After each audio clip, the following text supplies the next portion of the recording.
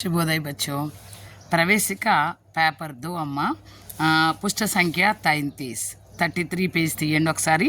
ఇందులో ఏకాంకిక सारांश लेखक परिचय। विष्णु प्रभाकर हिंदी साहित्य के प्रसिद्ध साहित्यकार हैं। विष्णु प्रभाकर हिंदी साहित्य में प्रसिद्ध साहित्यकार। उनका जन्म उत्तर प्रदेश के मुजफ्फरनगर जिले के मेरापुर गांव में 21 जून 1912 में हुआ। ఈయన ఉత్తరప్రదేశ్లో ముజఫర్నగర్ జిల్లాలోని మేరాపూర్ అనే గ్రామంలో 21 जून 1912 जन्मिंचाరు। विष्णु प्रभाकर पर महात्मा गांधी के सिद्धांतों का गहरा प्रभाव दिखाई पड़ता है। ఈయన విష్ణు ప్రభాకర్ మీద మహాత్మా గాంధీ గారి యొక్క సిద్ధాంతాల ప్రభావం చాలా బాగా ఉంటుంది। ఉన్కి ప్రముఖ కృతియా ఇస్ ప్రకార్ హై। అనేక ముఖ్యమైన రచనలు ఏంటంటే నవల్లేమో ఉపన్యాసం అంటే నవల్లో ఢల్తీ రాత్, స్వప్నమయి, అర్ధనారీశ్వర్, ధర్తీ అబ్బీ घूम रही है, हत्या के बाद, नवप्रभात, డాక్టర్, ప్రకాష్ और परछाइयाँ, అశోక్ ఇవన్నీ అనమాట।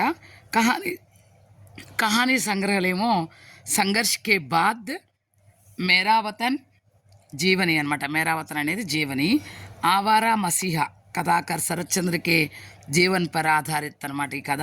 యాత్రా వృత్తాంతేమో జ్యోతిపుంజ్ హిమాలయ్, జ్యోతిపుంజ్ హిమాలయ్ అనేది యాత్రా వృత్తాంతం। ఇన్ని రచనలు విష్ణు ప్రభాకర్ గారు చేశారనమాట। దీని సారాంశం, ఈ నాటక का नाम है इस पर देखिए भीम और राक्षस।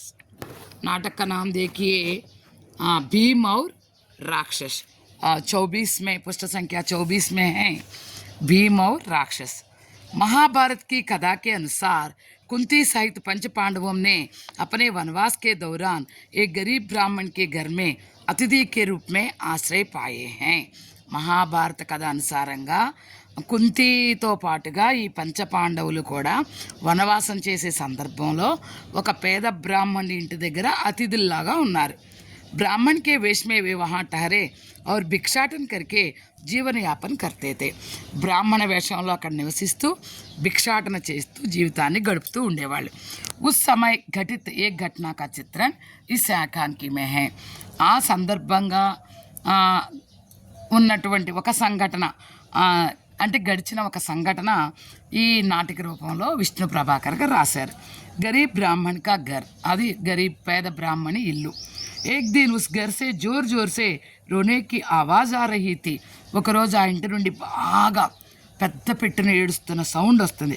కుంతి సే సహా నహీ గయా, పాపం కుంతి తట్టుకోలేకపోయింది, అయ్యో పాపం ఆ ఇంట్లో ఏం జరిగింది అని। వా ఉన్కే పాస్ జాకర్ పూछने लगती है कि बात क्या है। వాళ్ళ ఇంటికి వెళ్ళి అడుగుతుంది, ఏంటిది విషయం, ఎందుకు మీరు ఇలా ఏడుస్తున్నారు। లేకిన్ కోయి కుచ్ నహీ బోల్తే, కానీ ఎవ్వరు ఏం చెప్పరు। రోతే హీ రహతే హై, ఏడుస్తూనే ఉంటారు। ఇతనే మే భీమ్ ఉన్సే సారా వివరణ పూస్తా హై, ఇంతలో భీముడు వచ్చి మొత్తం వివరణ అంతా అడుగుతాడు। తబ్ బ్రాహ్మణ్ కాతా హై, అప్పుడు బ్రాహ్మణ్ చెప్తాడు, ఉస్ నగరీ కా రాజా బహుత్ దుర్బల్ థా, ఆ నగరానికి రాజు చాలా బలహీనుడు। ఉస్ రాజాకు దబాకర్ బక్ నామక్ రాక్షస్ రాజా బన్ గయా, ఆ రాజుని అణిచివేసి బకాసురుడు అనేవాడు రాక్షసుడే రాజుగా మారాడు। వహీ సబ్కి రక్షా కర్నే కే బహానే ఆతంక్ కర్తా హై, అందరినీ రక్షిస్తాను అనే ఒక నెపంతో అందరినీ అల్లకల్లోలం చేసేస్తున్నాడు। బదలే మే ఉసే హర్ రోజ్ ఏ గాడీ భర్ అన్, ఆయన ఆతంకాలు సృష్టిస్తూ ఉన్నాడు కదా, ఆపదలు సృష్టిస్తూ ఉన్నాడు। ఆయన ఏం కోరుకుంటున్నాడు, హర్ రోజు ఒక గాడీ భర్ అన్న, ఈ ఆపదలను రక్షించుకోవడానికి అందరూ ఉపాయం ఏంటని అడిగితే ఆయన ఏం చెప్పాడంటే ఒక బండి అన్నం, 2 భైన్స్ 2 దున్నపోతులు, और एक मनुष्य को भोजन के रूप में देना होता है, ఒక మనిషిని రోజు భోజనంగా ఇవ్వాలి అని కండిషన్ పెడతాడు। उस नगर के लोगों ने सब मिलकर बारी बारी से उसको भोग चढ़ाने का निर्णय किया। ఆయన మొత్తం నగరం అంతా నాశనం చేసే బదులు ఇదేదో బాగుంది, రోజుకొకళ్ళం వెళ్ళిపోవచ్చు అని చెప్పి అందరూ నిర్ణయించుకున్నారు। యా నియమ్ 40 సాలం సే చల్ రహా తా, ఒక్కరోజు కాదు 2 రోజులు కాదు 40 సంవత్సరాల నుంచి ఇది జరుగుతూ ఉంది। అబ్ ఇస్ బ్రాహ్మణ్ పరివార్కి బారీ హై, ఇప్పుడు ఈ బ్రాహ్మణ కుటుంబం వంతొచ్చింది। జబ్ భీమ్ పూछता है कि अपने स्थान पर किसी और को भी बेच सकते हैं, అప్పుడు భీముడు అడుగుతాడు, మీ ప్లేస్లో ఇంకెవరినైనా పంపించచ్చా అని। तो ब्राह्मण जवाब देता है कि ये ऐसा भी किया जा सकता है, అలా కూడా చేయొచ్చు అని జవాబిస్తాడు. పర్ ఆద్మీ ఖరీదనే కే లియే ధన్ భీ తో చాహియే, కానీ మనిషిని కొనుక్కోవాలంటే డబ్బు కావాలి కదా, ఎవరు వస్తారు, మన బదులు వెళ్ళడానికి ఎవరు వస్తారు అని అడుగుతారనమాట. ఇన్నారా పిల్లలు కదా, భీమ్ ఔర్ రాక్షస్. కుంతి ఇన్ బాతోం సే దుఃఖిత్ హోతీ హై, కుంతి ఈ మాటలన్నీ చాలా దుఃఖపడుతుంది. భీమ్ పూछता है कि क्या 40 वर्षों में ऐसा कोई आदमी सामने नहीं आया जो उस राक्षस को पाठ पढ़ा सके. భీమ్ అంటాడు, 40 సంవత్సరాల నుంచి ఎవ్వరూ అతనికి గుణపాఠం చెప్పడానికి ఒక్కడు కూడా ముందుకు రాలేదా అని అడుగుతాడు.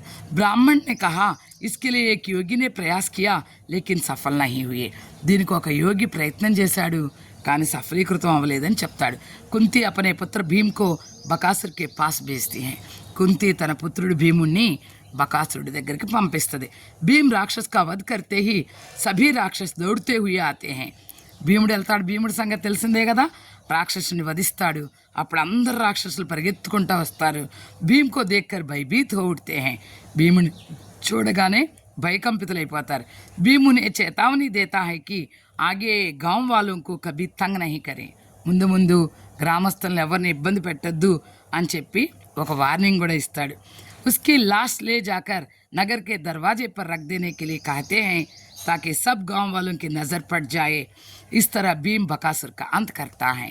ఆ శవాన్ని తీసుకెళ్ళి నగరానికి గుమ్మం ముందు, అంటే నగరం ఇది ఉంటుంది కదమ్మా, గేట్ లాగా దర్వాజా ఉంటుంది కదా, అంటే దాన్ని ఏమంటారు, కమాన్ అంటూ ఉంటారు కదా మనం, దాని ముందు పెట్టాలని చెప్పేసి చెప్తాడు.